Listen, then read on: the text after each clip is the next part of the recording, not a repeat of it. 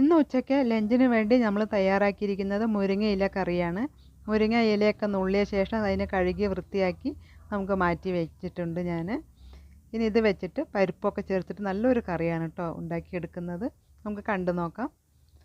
അതിന് വേണ്ടിയിട്ട് ഞാൻ കുറച്ച് പരിപ്പ് വേവിച്ചെടുത്തിട്ടുണ്ട് കേട്ടോ. ഒരു 50 ഗ്രാമൊക്കെ ഉണ്ടാവും. അതിന് ഞാൻ 2 വിസിലിട്ട് വേവിച്ചതാണ്. ഇനി നമുക്കതിലേക്ക് മുരിങ്ങൻ്റെ ഇല ഇതുപോലെ അങ്ങ് ചേർത്ത് കൊടുക്കാം.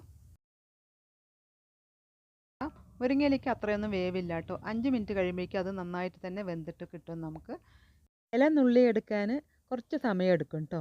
കറിയൊക്കെ ഒരു 5 മിനിറ്റ് കൊണ്ട് തന്നെ നമുക്ക് തയ്യാറാക്കി എടുക്കാനായിട്ട് പറ്റും.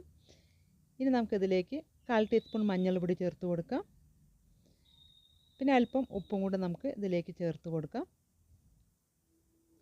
അല്പം ഉപ്പ് ചേർത്താൽ മതി. ഇലയൊക്കെ വെന്ത് വരുമ്പോൾ കുറച്ച് തന്നെ ഉണ്ടാവുള്ളൂ കേട്ടോ. അപ്പോൾ അത് കാരണം അല്പം ഉപ്പ് ആദ്യം ചേർത്ത് കൊടുക്കുക. 2 മിനിറ്റ് ഒന്ന് മൂടി വെച്ച് കൊടുക്കാം കേട്ടോ. അങ്ങനെ 2 മിനിറ്റിന് ശേഷം ഞാൻ തുറന്നിട്ടുണ്ട്.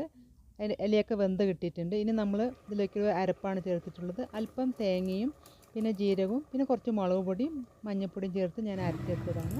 ഈ ജാറ് കൂടി കഴുകിയിട്ട് ആ വെള്ളം കൂടി ഞാൻ ഇതിലേക്ക് ചേർത്ത് കൊടുത്തിട്ടുണ്ട്. ഇനി നന്നായിട്ടൊന്ന് ഇളക്കിയെടുക്കാം. പരിപ്പും തേങ്ങയും ഒക്കെ ചേർക്കുന്ന കാരണം ഇത് കുറച്ച് കട്ടിയായിട്ട് തന്നെ ഉണ്ടാവും കേട്ടോ. ഇനി നമുക്ക് വേണമെങ്കിൽ നമ്മളുടെ ഗ്രേവിക്ക് ആവശ്യമുള്ള വെള്ളം കൂടി ചേർത്ത് കൊടുത്തിട്ട് നന്നായിട്ടൊന്ന് ഇളക്കി ഇതിന് തിളപ്പിച്ചെടുക്കാം.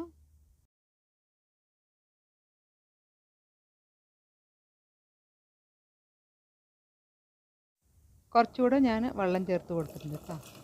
ഒരുപാട് അങ്ങോട്ട് കട്ടിയായി പറഞ്ഞാൽ അത്രയ്ക്ക് രുചി ഉണ്ടാവില്ല. കുറച്ചൊന്ന് നമുക്ക് ഒഴിച്ചുകൊണ്ടേണ്ട പാകത്തിൽ വേണം നമ്മൾ ഈ കറി ഒന്ന് തയ്യാറാക്കി എടുക്കാനായിട്ട്. ഇപ്പോൾ അത് കറക്റ്റായിട്ട് വന്നിട്ടുണ്ട് കേട്ടോ. ഇനി നമുക്കിതിന് മീഡിയം ഫ്ലെയിമിലിട്ടിട്ട് ചെറുതായിട്ടൊന്ന് തിളപ്പിച്ചെടുക്കുക. അങ്ങനെ കുതുകുതൊന്നും തിളയ്ക്കാൻ പാടില്ല കേട്ടോ. ഇതുപോലെ ഒന്ന് തിള വന്നാൽ മാത്രം മതി. ഇനി നമുക്കതിനെ ഇറക്കി വയ്ക്കാം. ഞാൻ അതിലേക്ക് കുറച്ച് വറവിട്ട് കൊടുക്കാം.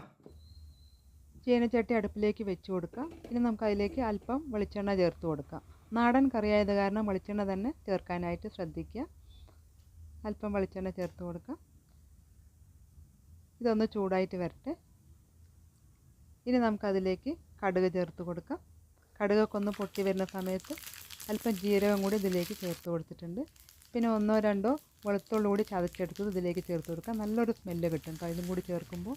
ഇതൊക്കെ ഒന്ന് മൂത്ത് വരുന്ന സമയത്ത് അല്പം ചെറിയ ഉള്ളി പൊടിയായിട്ട് അരിഞ്ഞതും കൂടി ഇതിലേക്ക് ചേർത്ത് കൊടുക്കാം. ഇനി ഇതിന് നന്നായിട്ടൊന്ന് മൂപ്പിച്ചെടുക്കാം.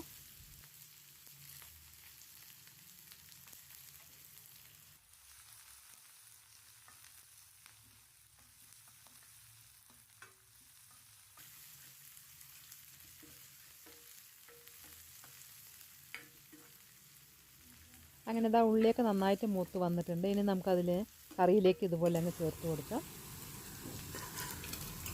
നല്ല അടിപൊളിയായിട്ടുള്ള മുരിങ്ങയില കറി ഇവിടെ റെഡി ആയിട്ടുണ്ട്. ചോറിൻ്റെ കൂടെയും വെറുതെ കഴിക്കാൻ തന്നെ അത് നല്ല ടേസ്റ്റാണ് കേട്ടോ. ചോറിൻ്റെ കൂടെ ഇതൊക്കെ വെച്ച് കഴിക്കുകയാണെങ്കിൽ വേറെ കറികളൊന്നും തന്നെ നമുക്ക് വേണ്ട. അങ്ങനെ നമ്മളുടെ സിമ്പിളായിട്ടുള്ള മുരിങ്ങയില കറി ഇവിടെ റെഡി ആയിട്ടുണ്ട്. ഈ വീഡിയോ ഇഷ്ടപ്പെടുകയാണെങ്കിൽ ഒന്ന് ലൈക്ക് ചെയ്യുക. അടുത്ത പുതിയൊരു വീഡിയോ ആയിട്ട് ഞാൻ വീണ്ടും വരാം. Thank you.